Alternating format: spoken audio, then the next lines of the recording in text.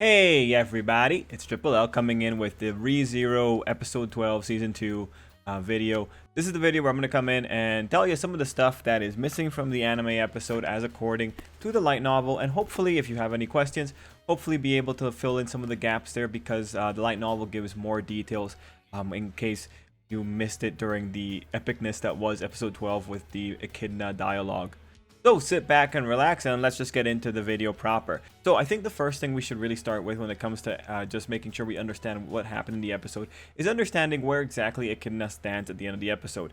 So Echidna, when she is giving her giant monologue to Subaru, all of that part is honest. Everything in the monologue was honest. So when she's saying to Subaru that she does have a maidenly heart or that she has some kind of affection for him, those are correct statements. Everything she said in the monologue are correct. The reason we know this is because right after the monologue was over, the witches didn't fact check her. That was something that was established throughout the episode, that the witches would be fact-checking her. And right before that, honestly enough, you did have witches telling Subaru that she was telling the truth, but her method of deception was that she was just leaving out details. So of course, she put it all out there when she went into her monologue. Now, mind you, the monologue in the episode is much shorter than the original light novel. The light novel had like 4 or 5 pages of just pure Echidna talking. So what Echidna ultimately wants out of the pact is she's pretty much a scientist. If you didn't get that from the episode, she's a scientist who wants to just go through trial and error to infinity.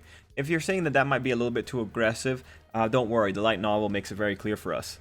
In Echidna's own words, and I know what the optimal end is, I can help you through infinite trial runs. You will arrive at the future, albeit with your heart worn down and scarred by the ordeal. So that's ultimately what Echidna wanted. That's what she referred to when she called herself a seeker. That's what she ultimately wants to get out of Subaru. Now, mind you, throughout the actual monologue, she did give Subaru a lot of different compromises. And I'm not talking about just the compromises where she said that she'd give Subaru her body, and just for the record, she doesn't have a body. She would just be bringing him into a mental realm if that's what he wanted to do. Now, she was willing to give Subaru some degree of choice in the matter. She was willing to give Subaru some degree of decision making. And these little concessions were what allowed Subaru to be in a position where he said he could potentially maybe agree with the pact after all. One of the cool advantages that Echidna had given him were that if his mind ever broke due to one of the more traumatic experiences that he might go through, she would be there to repair his mind before things got bad. So when you look at it, there were pros and cons in the setup. This is ultimately why Subaru brought up Beatrice, because Beatrice represented an argument that he could better make sense of. By using the Beatrice argument, or by questioning Echidna on Beatrice, he was able to get that better sense of Echidna's nature and was able to make a much easier decision because Echidna had made such a compelling case for why they should be working together. Now, also in that monologue, it was revealed that Subaru was the only person that had done the second trial, and that was also a pretty cool detail to get. Now, that's the big thing. What you have to understand when it came to Echidna was specifically she was telling the truth. Everything that she said to Subaru was very much the truth. She ultimately just wanted to be the ultimate scientist and be able to test everything out. And just to understand that, when the reason that Subaru's power was so interesting was because of the question of, would things have been different if I did one thing differently? She had previously described that it would be very hard to actually test that question because there was no real way of creating situations with the exact same scenarios. Unless, of course, you had return by death. With return by death, you only ever changed one particular factor, that being the knowledge of the event. So Subaru's power, from the perspective of scientific inquisition, was one of the best powers. If we were to talk about it in high school lab terms, you can control for all the other variables except one, that being the actions. You're testing. That's why it was so attractive to her. Now, you might be saying, but what about that part where Echidna gets called out by Subaru and she drops her facade? What's going on there? Because she's saying that she has a maidenly heart, but why does she seem to not have emotions? So what ends up happening there is actually a situation where Echidna, what the problem with Echidna is her specific way of relating to people, and this is what's brought up when it comes to Beatrice. Like, she lacks empathy, but empathy, all at the end of the day, it's ultimately something that's about how you relate to someone else. Echidna having feelings for herself doesn't get in the way of her not having empathy or sympathy for other people. She's very much egocentric in that regard. That said, the anime didn't really give you a good idea of how in control Echidna is, so allow me to read this for you. So I'm going to give you a little bit of the premise because you saw some of it in the anime, but allow me to just give you a bit of the premise. And this is Subaru speaking first. When you laugh, even when you're angry, your attitude is frivolous and childish. Even right now, when it's time to be angry, you're just pouting. It's not an issue of being open-minded or something. That attitude of yours, your attitude is strange. I mistook that for you being someone easy to get along with, but that's not actually it. Echidna, you're someone who can't understand other people's emotions. Now, immediately after that, Subaru told her that his criticism of her should have been another spot where she got angry, saying, "This is another place you should be getting angry, see?" And then Echidna replied with, "Is that so? I should have taken this moment to make my voice coarser and shower insults upon you then. I see. I will make note of that. If we should meet again, I should put that knowledge to good use." So you know which parts exactly the anime kept. They specifically kept that last line, "if we should meet again." They omitted how she went about changing her behavior. What that line ultimately tells you is that what she's changing is how she expresses herself outwardly. But the feelings that are existing internally, they more likely are correct, or they more likely are true. Again, the big thing is that none of the witches ever questioned her when she was bringing up her affection for Subaru. Now, there's other things that are going on in the episode that don't really have proper... They don't really go as far, and it's a little bit unfortunate. One of the spots that I wanted to take you to is the situation with the witches and the dynamics of power between the witches. So when it comes to the witches, things were getting kind of crazy. There were actually two reasons as to why Echidna doesn't want the witches around. One is, you know, she's like, she doesn't want the witches getting into Subaru and all that. But the other reason is that she doesn't want to risk the chance that one of the other witches kills her and takes over, because there's really not that many witches that she can defeat. So what that manifests as is we later see in the episode when the Witch of Sloth shows up, she's there and she's saying that she is there to maintain the equality of that area. She is essentially the peacekeeper. Now, the reason that she is the peacekeeper is because the Witch of Sloth can take out every single other witch without effort. All the other witches in that area could team up on her and she would still win. This is why she was the peacekeeper. Thankfully, she just didn't have the personality that wanted to take over. Now, on that note, Carmilla, she was a witch that was ultimately upset that Echidna deceived her. Now, it is important to point out that Echidna is a liar as declared by the Witch of Lust. But it was established that she wasn't lying for the majority of the pact and the information about the pact. She only uses lies of omissions for that particular area. Anyway, when it came to Carmilla expressing her anger, we also found out from Echidna that she would not be able to deal with the Witch of Lust very easily, that would also be a troublesome person, and she regretted getting the Witch of Lust upset. Although it was very interesting too, there was another little detail that was revealed that the Witch of Lust specifically doesn't really like Subaru, but her issue in that particular scene is that she was more upset about Echidna lying to her. Now, it's actually really interesting. Carmilla has a very meekish kind of personality, but the one time that her words came out clearly was when she was saying that people who do things to her that she doesn't like are absolutely unforgivable. That was the one line which just told you that she was really angry at Echidna. Now, if you just wanted more context on what exactly Echidna had to say about Carmilla, I got a line here for you. Good grief, even if it was necessary, making Carmilla do something contrary to her will was a blunder on my part. Making an enemy of you is exceptionally troublesome after all. And then Carmilla said, that is because everyone is my ally. Being hated by me is terrible, you know? So, a really interesting little bit of power dynamics going on there with the witches. We got more details from the monologue. Again, this was a lot of pages. There was a specific part where Echidna in the anime was saying what she wanted. Like, she wanted Subaru's memories, she wanted his future, she wanted his experiences. And you know, you hear it and it sounds kind of bad. And of course, Subaru called that out too. So Subaru had asked, are you saying you'd pull my emotions and memories right out of me? And then Echidna replied, you say the most provocative things, you are mistaken. I simply want to see the scenery that you see, to hear the music you hear, to stand in the place of knowing the unknowns that spring forth from you. That is all it will take to satisfy me. So essentially what she's saying is she just wanted to do sight sharing. She just wanted to do sense sharing. She just wanted to stand in the place where Subaru would stand. So pretty much it'd be like Subaru would maybe be like a window for her, or like maybe it would be like a little bit of a possession thing going on.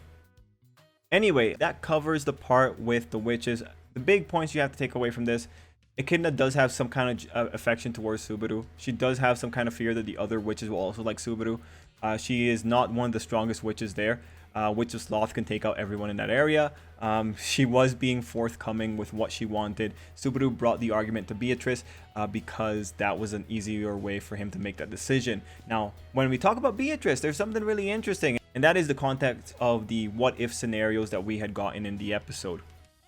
Now, one big thing you have to understand, as the episode said, the what if scenarios are, the potential that it could have been something that happened. If the multiple world theory is correct, then maybe those worlds exist in some iteration, but it's hard to tell. For now, they are sophisticated simulation.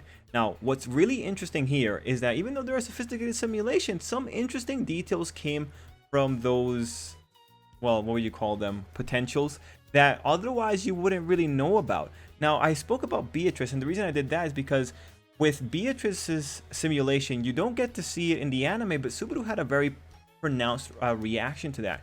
He saw that whole scene, he saw what Beatrice did, he saw how Beatrice reacted, and what he wanted to do was ultimately he wanted to go and hug the child. He wanted to be there for her.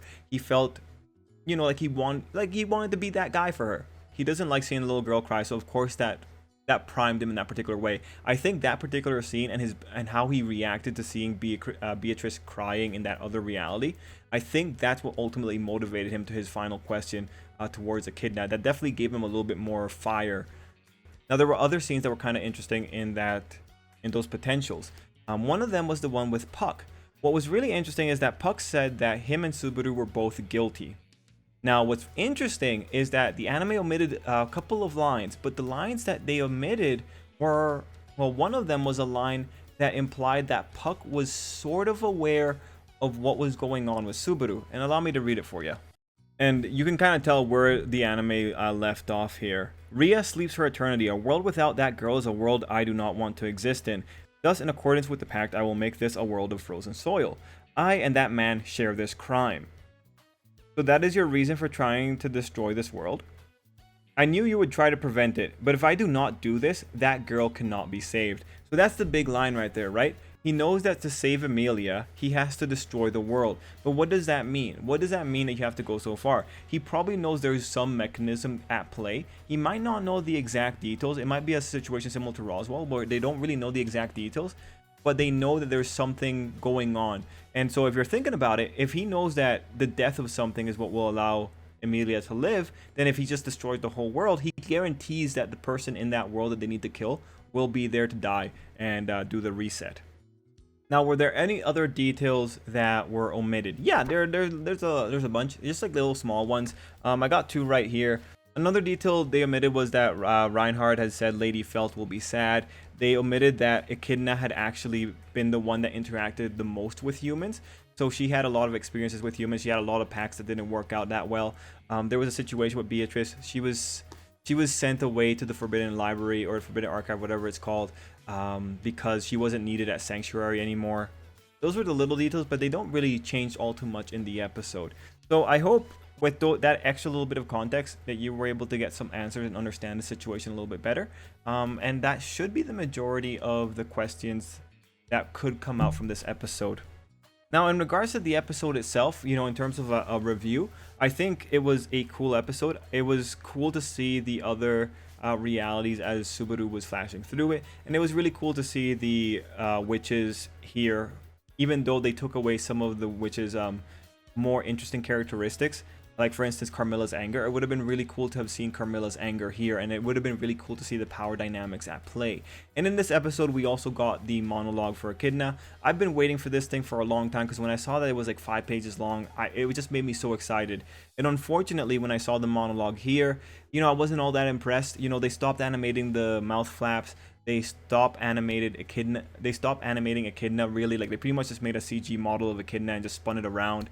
Lighting effects, lighting filters are not that impressive. It started strong, like at the beginning, it felt really good. It felt really grandiose, but then you get into it, and then you had that horrible sequence where they're fading in from one facial shape to another. And the reason they did that is because in the light novel, Echidna had 2 images. One was her in her pristine state, and one was her standing in the pose that you saw at the end of the monologue. It just made for a really cool effect in the light novel. You have these 5 pages. One starts off with a pretty Echidna, one ends with the depraved Echidna. It was really cool.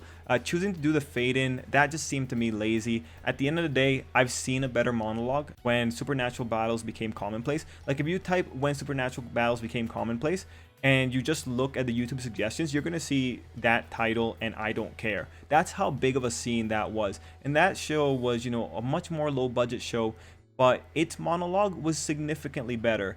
So when I look at ReZero that has money thrown at it, right, and I see how they went about changing a character's facial expression, and then you look at the other monologue, the reality is, as long as that other monologue exists for this really old, low-budget show, as long as that monologue exists, every other monologue is going to be compared to it and how that monologue is presented. And that's ultimately how I feel. I was really hoping for something really cool here, and at the end of the day, we got no mouth flaps and just a rotation around a CG model with some filters at the end.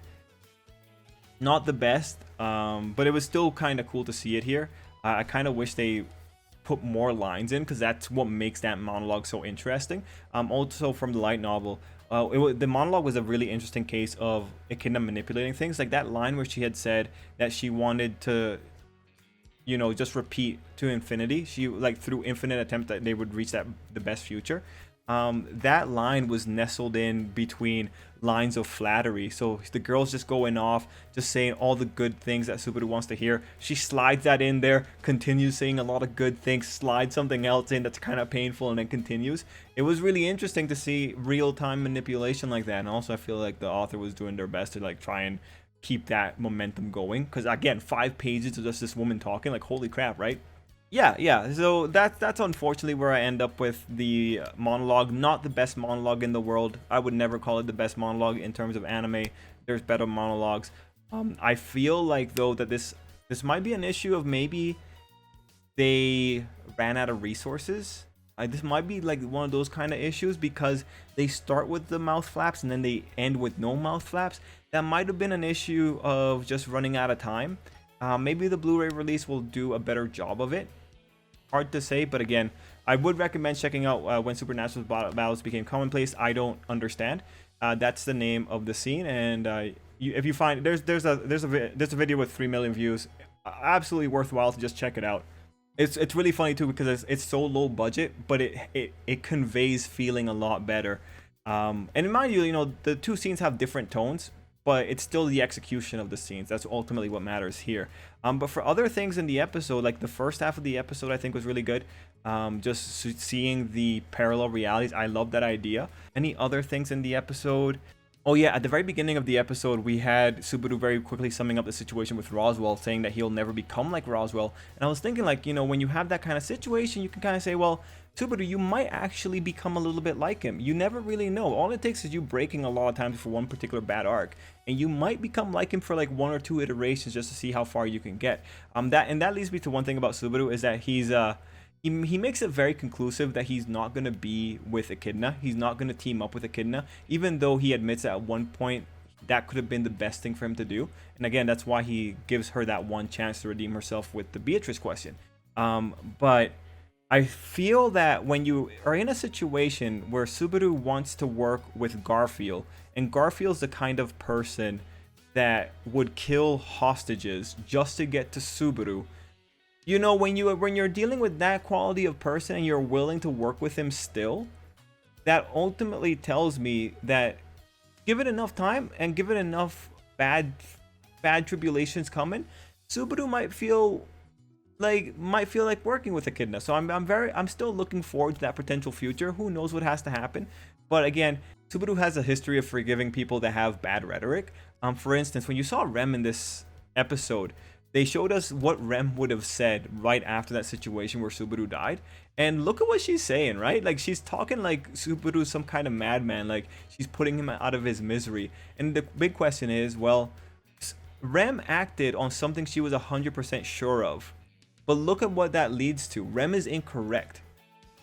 And as viewers, we know she is incorrect because Subaru went about that whole character development arc with her. And it just ultimately tells you that even though these people are incorrect in their actions and in their perceptions and in their judgments, Subaru is still very willing to work with them. So what's the difference here with Echidna?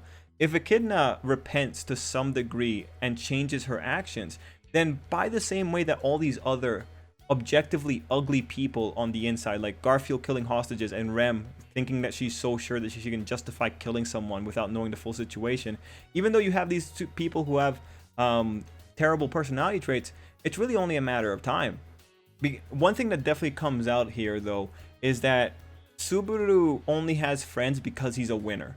So far, from what I have seen in the ReZero world, there are not many people, or there are not very many people who are willing to just be nice to a person. No, first you have to show them you're a winner, which is a really depressing kind of mentality to have to see being unleashed all the time. But that's the nature again of what ReZero does. Because ReZero is showing all these terrible ends, it ultimately makes the people who are involved in the terrible ends look really bad until it eventually comes around that these people get better. Now mind you, it would be nice to just have people who are nice from the get-go, but the ReZero world seems to suck pretty hard, so maybe that's understandable. If there's something that you should definitely take away from here, it's the way that those scenes were presented. In the Rem scene and in the Ram scene with Beatrice, you see those two girls saying really terrible things that is wrong. And so when you go into Echidna and she's saying really terrible things that is wrong, is it really unlikely is it really impossible for Subaru to eventually come around and want to use Echidna and take her up on her offer to help? I don't think so. And again, like the big one for me is that you have Garfield who's willing to kill hostages and Subaru still wants to work with him. That's the big one for me. And again, like the whole Garfield point is just he's willing to kill hostages when the going gets tough, and that's not someone you want to have around you. Well, at least in any possible world, I think. Anyway, at the end of the episode, we end off with Satella showing up, so that's going to be very interesting. Now, there is a little detail that you might have missed. You have Echidna making this face when she sees Satella, even though the other witches aren't really making that face. There's a little bit of a hint in there as to how Echidna feels about Satella compared to the other witches. Anyway, everyone, thank you so much for watching, man, and let me know if you had any questions down below. Hopefully another ReZero fan will be able to get to it as well, if I'm not able to catch the comment. But yeah, everyone, thank you so much for watching. Until next time, I hope you have an absolutely great day.